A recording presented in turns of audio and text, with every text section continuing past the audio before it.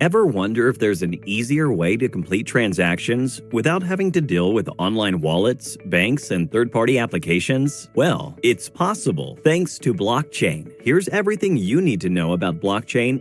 Imagine 4 friends, Jack, Ted, Sam, and Phil, meet up for dinner. After they're done, Jack pays the bill, and all of them decide to split the expense amongst each other. Now, on the next day, when Phil sends his share to Jack via online money transfer, the transaction goes through without a hitch. Then, Ted and Sam send their respective shares to Jack, but their transactions don't go through. The failed transaction cites some issues at the bank. That's when Jack comes to know about the many ways a bank transaction could fail. It could be due to technical issues at the bank, one of their accounts were hacked, daily transfer limits being exceeded, and sometimes additional charges, like transfer charges, associated with transferring money. To solve these problems, the concept of cryptocurrency came into existence. Cryptocurrencies are a form of digital or virtual currency that run on a technology known as blockchain. Thanks to blockchain, cryptocurrencies are immune to counterfeiting,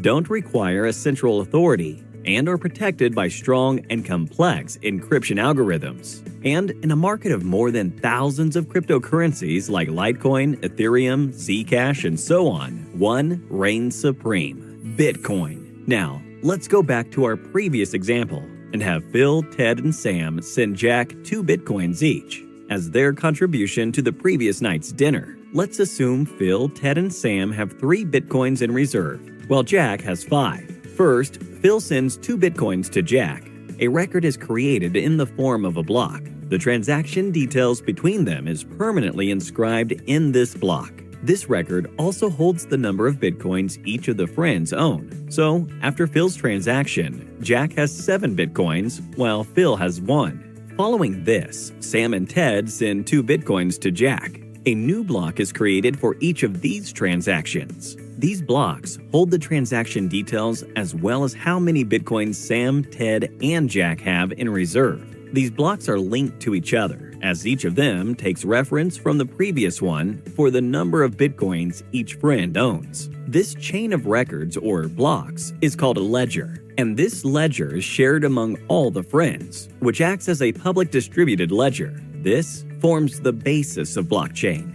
So, what happens when Phil has only 1 Bitcoin left, and he tries to send 2 more Bitcoins to Jack? The transaction will not go through. This is because all his friends have copies of the ledger, and it's clear that Phil has only 1 Bitcoin left. His friends will flag this transaction as invalid. A hacker will not be able to alter the data in the blockchain because each user has a copy of the ledger. The data within the blocks are encrypted by complex algorithms. All of this is made possible with the help of blockchain technology. Blockchain can be described as a collection of records linked with each other, strongly resistant to alteration, and protected using cryptography.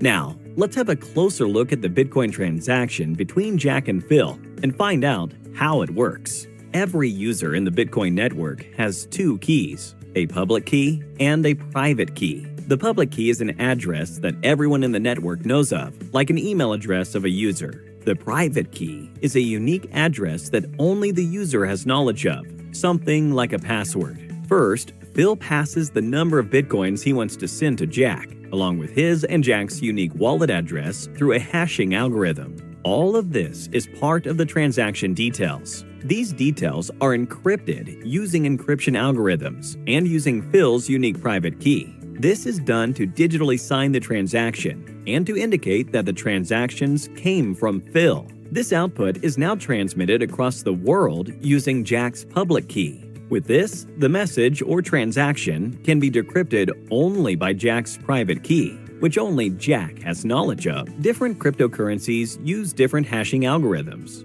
While Bitcoin uses the SHA-256 algorithm, Ethereum, which is also a famous cryptocurrency, uses one known as Ethash.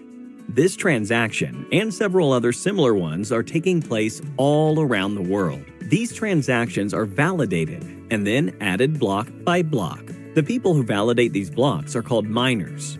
For a block to be validated and added to a blockchain, miners need to solve a complex mathematical problem. The miner who solves this first adds the block to the blockchain and is rewarded with 12.5 bitcoins. The process of solving the complex mathematical problem is called proof of work, and the process of adding a block to the blockchain is called mining. With this, Phil and Jack's wallets are updated, just like every person in the network who has completed a transaction. Now that you know about blockchain and its important concepts, time for a small quiz. What is the concept of blockchain that ensures data cannot be altered by any of the users within the network? A. Public distributed ledger. B. Proof of work. C. Proof of stake. D. Hash encryption. Let us know what you think is the right answer in the comments below. 3 lucky winners will get Amazon gift vouchers. Details are mentioned in the description below. Let's have a look at how Walmart uses blockchain to provide its customers with better service. Walmart was facing problems in delivering quality products to its customers. They were facing a high return rate and large amounts of refunds due to their products' bad quality. They were unable to determine the point of failure in the supply chain, which started from farm to storage to transportation to processing all the way to the customer. Then, Walmart adopted blockchain technology. With blockchain, the quality of the goods at each step was permanently inscribed within a block. For example, when a customer flags a product as damaged, it can be correctly identified where the product got damaged in the entire supply chain, thus helping Walmart to identify the problem areas and fixing them. And this is just one of several ways blockchain is used in real-life applications.